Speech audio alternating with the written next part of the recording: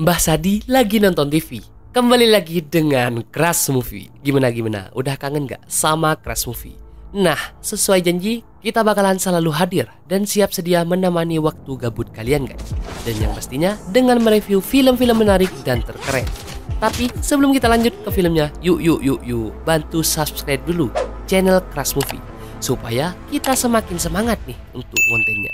Selain itu, hidupin juga lonceng notifikasinya guys, biar kalian semua tahu updatean video-video terbaru dari kita. Film yang kali ini bakal kita bawain berjudul Ballerina. Film ini masih baru guys, tayang perdana pada 5 Oktober 2023. Film ini bergenre action trailer. Dan ini cocok banget buat kalian yang punya dendam nih sama seseorang. Film ini bercerita tentang Okju yang merupakan seseorang dengan berbagai keahlian seni bela diri serta menguasai beberapa jenis senjata. Untuk menuangkan kemampuannya tersebut, Okju memiliki rekam jejak yang panjang sebagai seorang bodyguard dari beberapa sosok penting. Berbeda dengan karakter Okju yang pemberani dan keras, Min-hee adalah penari balet lembut yang dapat menerima kehadiran Okju apa adanya. Persahabatan keduanya sudah seperti tak terpisahkan guys. Dan suatu hari, Min-hee dikabarkan meninggal dunia dan membuat Okju amat terpukul. Belum lagi terdapat sebuah misteri yang ia tinggalkan kepada Okju melalui secari kertas dalam sepasang sepatu balet. Kertas tersebut berisikan permintaan yang sangat memerlukan keahlian Okju, yakni bela diri dan menyerang musuh. Min-hee meminta Okju untuk membalaskan dendamnya kepada seorang pria bernama Choi Pro. Secara tragis, permintaan tersebut otomatis menjadi hal terakhir yang diminta oleh Min-hee kepada Okju. Penasaran kan aksi Okju seperti apa? Kalau begitu, kita langsung aja cus ke filmnya. Dan inilah film Ballerina.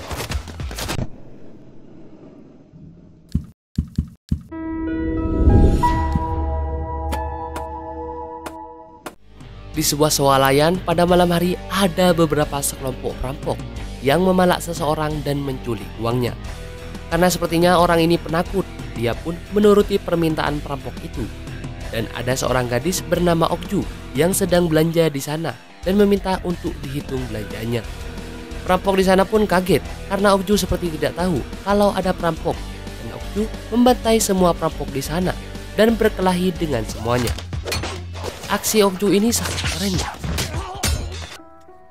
Pada sebuah penampilan balerina, gadis bernama Min-hee yang seharusnya menari dengan tenang dan bahagia, tapi dia seperti grogi dan ketakutan nih. Sampai akhirnya dia terjatuh karena tersenggol teman-temannya. Saat tengah malam saat Okju tertidur, tiba-tiba dia mendapatkan telepon yang bernama Ballerina, yang ternyata itu adalah Min-hee. Min-hee meminta Okju untuk menemani dirinya. Okju pun pergi segera ke rumahnya. Okju masih mampir ke sebuah swalayan untuk berbelanja sesuatu.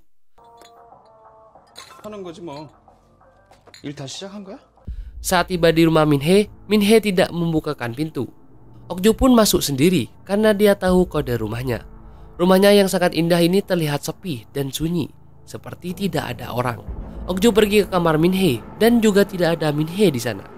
Tapi ada sebuah kotak yang berisi sepatu balerina dan sebuah surat yang berisikan, "Tolong balaskan dendamku," dan dia yakin Okju bisa melakukannya.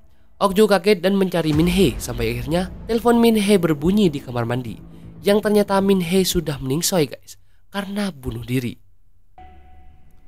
Okju sangat terpukul melihat sahabatnya satu-satunya yang bunuh diri itu. Dia teringat pada saat pertama kali dia bertemu dengan Min-hee di sebuah toko kue di mana tempat Min-hee bekerja. Pada saat itu, Min-hee sangat ramah dan membiarkan Okju untuk membeli walaupun toko sudah tutup, karena itu adalah kue milik ulang tahun Okju. Min-hee pun berinisiatif untuk menemani Okju malam itu dan merayakan ulang tahunnya di tempat itu. Ternyata mereka baru ingat kalau mereka adalah teman pada masa SMA. Mereka mulai bernostalgia dan menanyakan pekerjaan mereka satu sama lain. Yang ternyata Okju adalah mantan bodyguard seorang pengusaha yang sangat hebat. Okju mulai mencari tahu tentang akun sosial media yang ada di surat peninggalan Min-hee. Setelah dicari dan ditelusuri, ditemukan sebuah toko sushi dan Okju mulai memancing dengan memesan sebuah sushi. Di sini Okju juga teringat masa-masa saat bersama Min-hee. Saat bermain bersama, berfoto bersama, berenang bersama, dan menghabiskan waktu berdua bersama.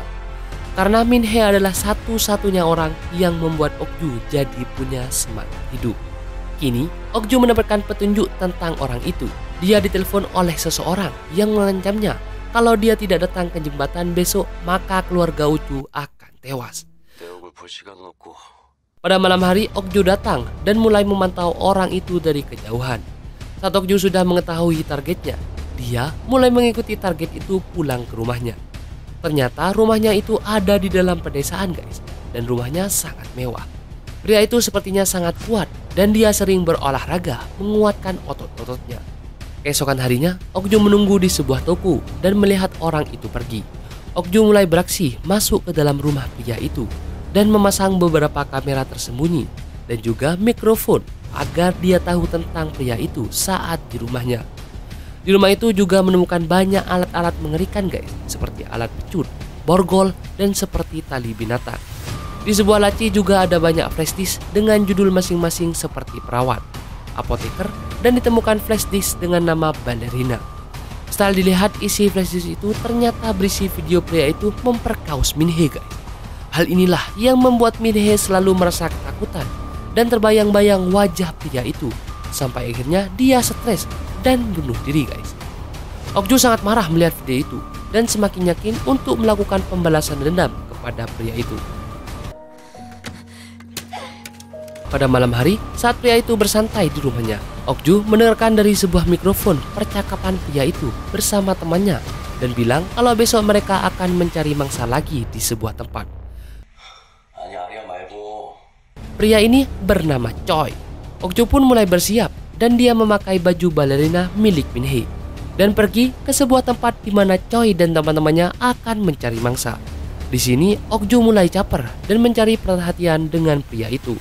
Pria itu pun akhirnya tertarik dengan Okju yang sedikit jual mahal. Dan benar, pria itu langsung mengajak Okju ke sebuah tempat nih guys. Dan mereka pergi ke sebuah hotel yang mana tempatnya sangat sepi dan aneh nih. Okju mulai memantau orang-orang di sana. Dan saat di dalam kamar, pria ini seperti mulai berencana untuk melakukan aksinya. Dan pria ini memberikan Okju minuman yang membuat Okju mabuk. Pria itu pun mulai melangsungkan aksinya. Dan ternyata dia selalu merekam video dan memakai topeng. Okju berpura-pura tidak sadarkan diri. Tapi saat pria itu mulai lengah, Okju sudah bersiap memegang pisau dan menusuk Choi. Tapi Choi masih bisa menghindar. Dan aksi perkelahian pun mereka pun berlangsung nih. Jedar-jeder. Pertarungan Choi dan Okju sangat sengit guys.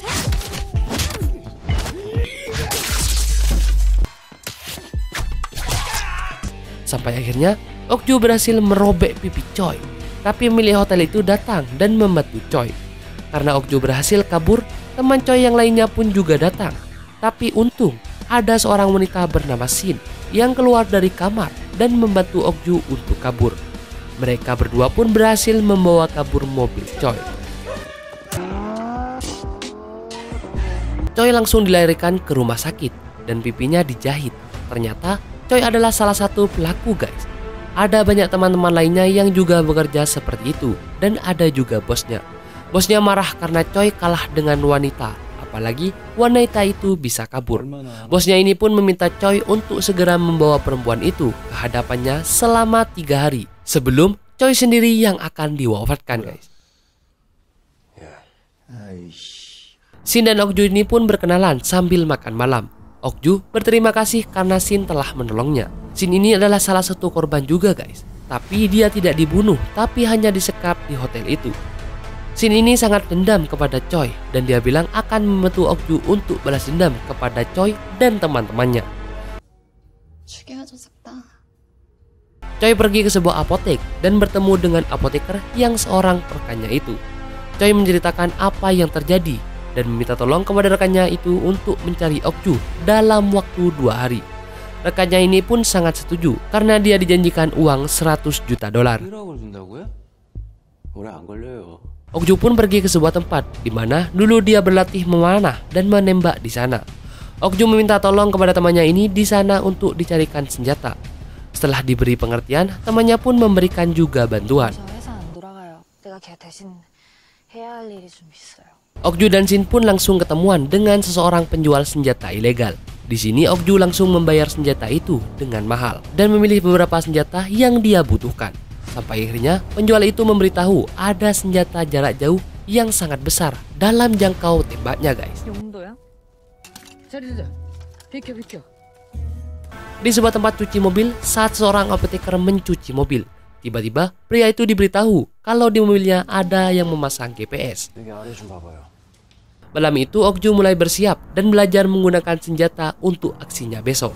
Karena Okju perokok, dia juga ingin membelikan sesuatu untuk Shin dan meninggalkan Shin sendirian di rumahnya. Di sini juga lagi-lagi Okju teringat masa-masa bersama Min-hee dan dia masih berduka dengan kepergian Min-hee. Saat waktu pulang di rumahnya, tiba-tiba Shin menghilang dan setelah dicari ada dua pria jahat yang berusaha menangkap dan membunuhnya, tapi Okju berhasil kabur. Di sebuah kandang kuda milik bos dan para oknum pelaku itu, Choi datang dan meminta maaf karena dia masih belum mendapatkan Okju. Malam harinya ternyata Shin telah ditangkap oleh Choi dan teman-temannya. Shin disiksa dan dipaksa berbicara kemana perginya Okju. Karena Shin tidak mau menjawab, akhirnya Shin mulai dipecut bagaikan kuda. Aduh, enggak. Di sebuah hotel milik Choi ada seorang pelanggan dan saat seorang pria melayaninya, tiba-tiba dia ditemukan tewas, guys. Temannya yang lainnya pun mulai waspada karena ada penyelundup palsu. Ternyata itu adalah aksi Okju yang mencari Shin dan menanyakan kemana perginya Shin dan Choi. Aksi pembantaian Okju pun mulai dari sini. Dia memakai sepatu pemberian Min-hee dan dia menemukan seragam anak sekolah. Okju ikut masuk ke dalam lift dan 3 orang di sana langsung meningsoi, guys, ditembak oleh Okju. Okju mulai masuk dan ternyata di sini adalah tempat pabrik ganja. Para buruh pabrik kaget karena Okju yang tiba-tiba datang dan menanyakan kemana perginya Choi. Kini bosnya senang karena Okju menghampirinya tanpa dicari. Tanpa basa-basi, Okju langsung menembak kepala bosnya itu dari jarak jauh dan membuat semuanya ketakutan. Semua buruh pabrik pun mulai maju bersama melawan Okju. Tapi Okju yang sendirian ini tetap bisa bertahan melawan puluhan buruh pabrik itu, guys. Wah, hebat banget Okju, guys.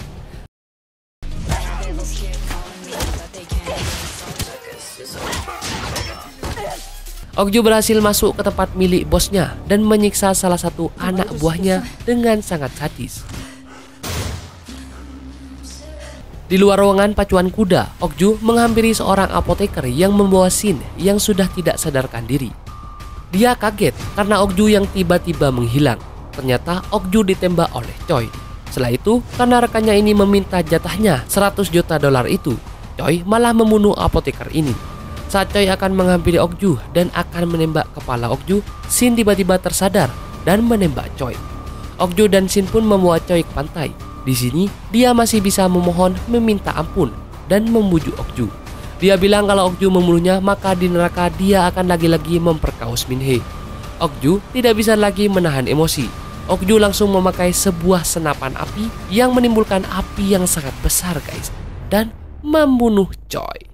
Ternyata pantai ini adalah pantai tempat kandangan Min-hee dan Okju. Keesokan harinya, Okju kembali ke rumah Choi dan mengambil semua flash disk dan bukti-bukti kelakuan cowok sangat bejat itu, guys. Gimana, guys, filmnya? Ngeri-ngeri sedap kan?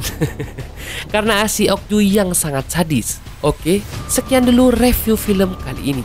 Tidak bosan-bosannya, Mimin minta tolong kepada kalian, guys, untuk subscribe channel Crush Movie supaya channel Crush Movie semakin berkembang dan makin semangat untuk kontennya, guys. Sekian dulu review film kali ini. See you